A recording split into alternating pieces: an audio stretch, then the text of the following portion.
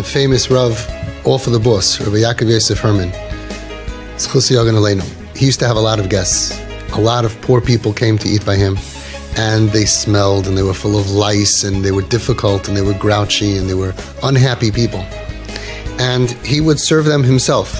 And one time, he got a new kapota on Shabbos. He got like a new bekesher or a new chalatel, or whatever they call it in where he's from. He had a new suit. And he was serving chillent to one of the people, the poor people, and he accidentally got it on the guy's finger, and the guy got so angry, he took the whole plate of chillent and he threw it on Rabbi Herman's new suit. Everybody was around, there was a lot of people there, and they all saw what happened, and they were like shocked. And the guy realized what he did, that he didn't control himself. He got up, and he was so embarrassed, he ran away. Rabbi Herman, full of chillent, took flight, chased him. The guy sees the rabbis chasing him, probably was running faster. He was screaming, wait, wait, wait, wait. Finally caught up to him. He tells him, my dear friend, don't worry about it. Come back. Don't worry, it's fine. And he coaxed him in, took a few minutes to coax him in to come back. A couple minutes later, everybody's there. The door opens up, and they see Rabbi Herman with his arm around this guy. And he said, come, my friend, sit down. Don't worry, I'm going to give you another plate. Let's give him another plate. And everybody was like shocked. You know, and on Shabbos, he couldn't even clean the chillent, he had to, you know. And it was the whole scene and the whole action, bad behavior.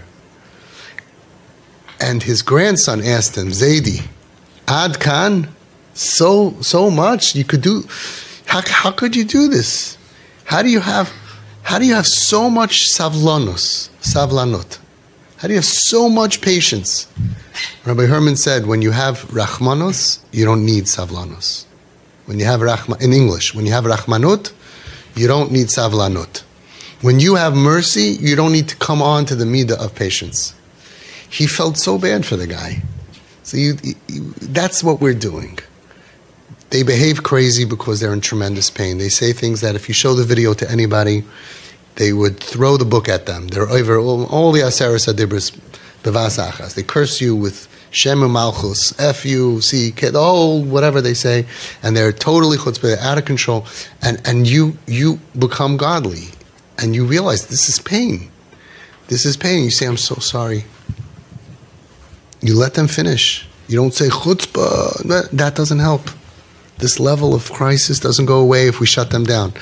The only thing worse than a kid cursing you is a kid who feels that way and can't express themselves, and they're in their room and they end up hurting themselves or hurting other people or letting other people hurt them, which is the other option. In order to get to the place that they will not need to do this anymore and you will be connected to them, you need to let the vomit come out. You need to let the pus come out. You say, just listen to it. Mahu rachum afata havirachum chanun erech apayim. You say to yourself, Hashem, I'm going in your footsteps. V'halachta b'drachav mitzvahs asay in the Torah, the same as eating matzah. The Chazon Ish once said that to vote in Israel is a mitzvah. Sorry for my Satmar friends. So they asked him, Rebbe, Chazon Ish, a mitzvah like matzah? He said, no, like maror. It's bitter, but it's a mitzvah. What you're going through, v'halachta b'drachav, is a mitzvah. It's bitter, like maror, a bitter mitzvah. But you know how many mitzvahs assays that you get to have that regular people don't? They're gonna give you so much schar in the next world, so many mitzvahs assays, because every time you control yourself, you could daven for Klal Yisrael, you could daven for so much. First of all, someone who's getting yelled at and doesn't respond gets complete mechilas avonos. So for you, it's Yom Kippur all the time. It's still very painful, very, very painful.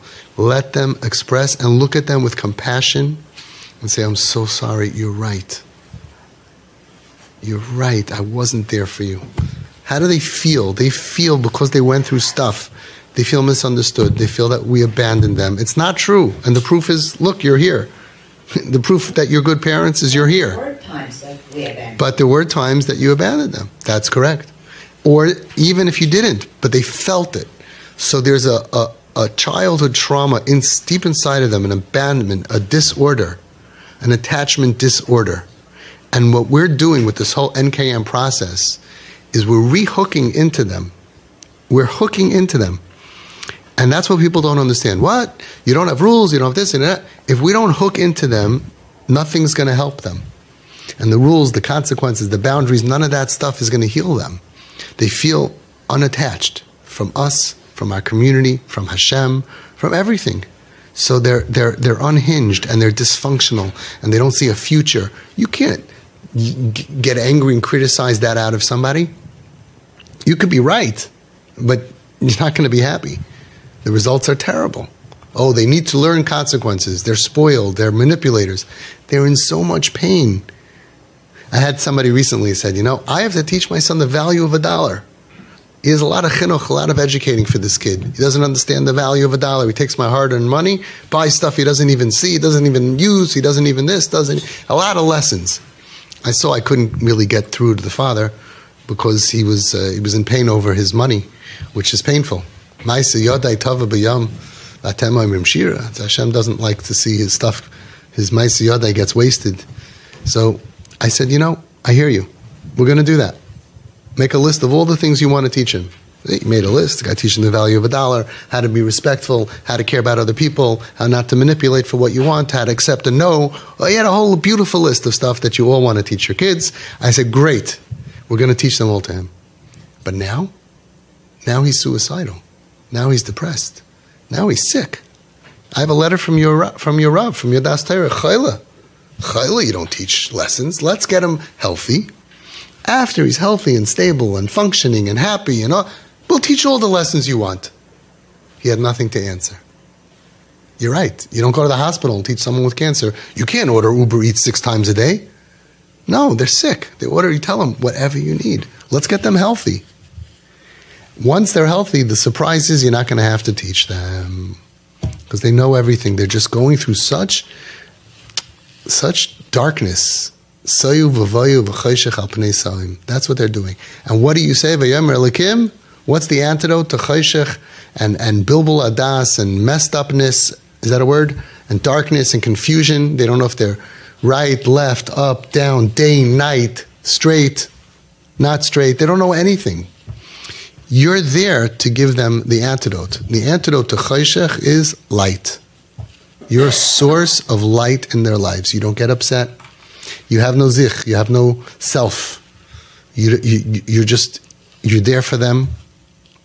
It's beautiful what you're doing.